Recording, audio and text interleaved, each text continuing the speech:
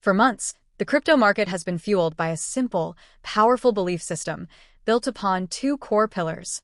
The first pillar, the infallibility of institutional demand, with a constant fire hose of money flowing into the new Bitcoin ETFs. The second, the reliability of the massive, centralized exchanges that act as the primary gateway for millions of users. This week, for the first time, cracks appeared in both. While billions in institutional money flowed out of Bitcoin, one of the world's most trusted exchanges went dark during a critical market move. The system is showing deep and worrying signs of stress.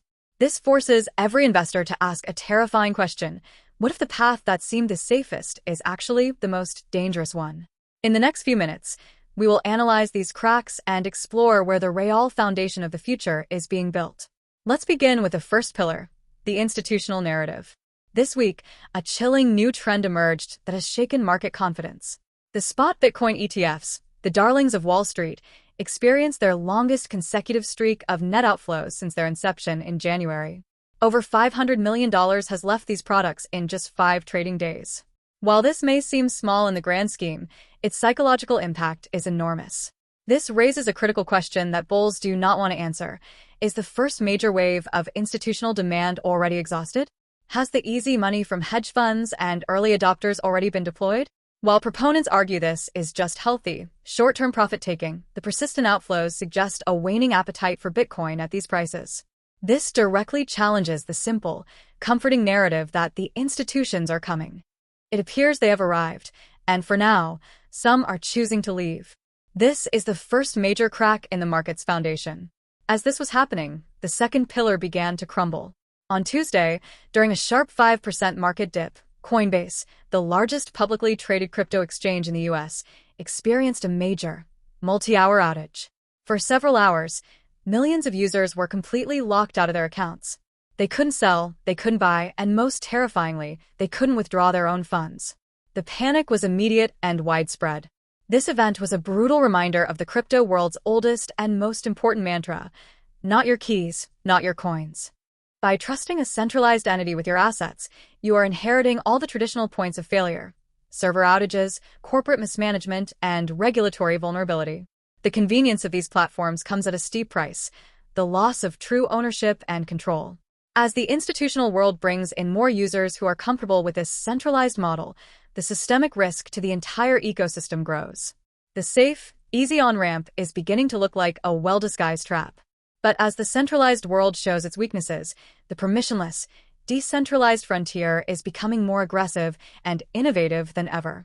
This week, we saw a classic DeFi drama unfold: a vampire attack.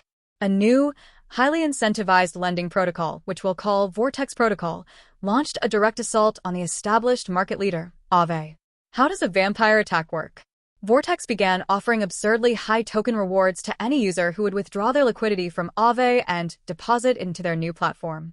It's a ruthless, capitalistic, and brilliant strategy to bleed an incumbent dry. This is the raw, unfiltered nature of DeFi in action. There are no gatekeepers. The code is law, and competition is fierce.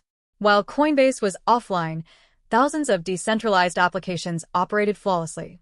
This stark contrast highlights the resilience of true decentralization and begs the question: where does the real risk lie? This spirit of permissionless innovation is now pushing into a new frontier: SocialFi, or social finance. A new crypto narrative is gaining serious momentum, aiming to dismantle the power of Web 2 giants like X and Meta. Projects like Farcaster are building decentralized social networks where users, not corporations, own their data and their social graph. On Farcaster, your identity and your followers are yours to keep. You can move between different apps or clients, like Warpcast, without losing your audience. This has led to an explosion of creativity, with developers building in-app tipping features, token-gated communities, and new ways for creators to monetize their content directly, without a corporate middleman taking a cut. While it is still early, SocialFi represents a direct challenge to the centralized social media model. Is this the next multi-billion-dollar crypto sector, or another niche product for crypto natives? The answer could determine the future of online communication. Finally, we must place all these events in the context of the global macroeconomy.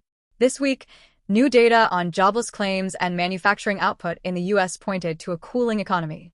Now, in a strange paradox, this bad news for the economy is often interpreted as good news for markets. A weakening economy puts immense pressure on the Federal Reserve to abandon its higher for longer stance and begin cutting interest rates to stimulate growth. Lower interest rates mean cheaper capital, which makes investors more willing to move their money into riskier assets like cryptocurrencies. This macro wildcard could be powerful enough to override all the negative sentiment from the ETF outflows and exchange outages. The fate of this crypto cycle may not be decided by crypto-specific events at all, but by the reaction of a handful of central bankers to the health of the global economy. So, we are left at a critical juncture. The core pillars that supported the market's recent rally, unquestioned institutional demand, and the flawless operation of centralized exchanges, are showing deep, foundational cracks. At the exact same time, the truly decentralized and innovative parts of the crypto world, like DeFi and SocialFi, are becoming more aggressive, more interesting, and more resilient. The market is forcing every investor to make a choice. Do you continue to trust the old, centralized systems that are beginning to fail?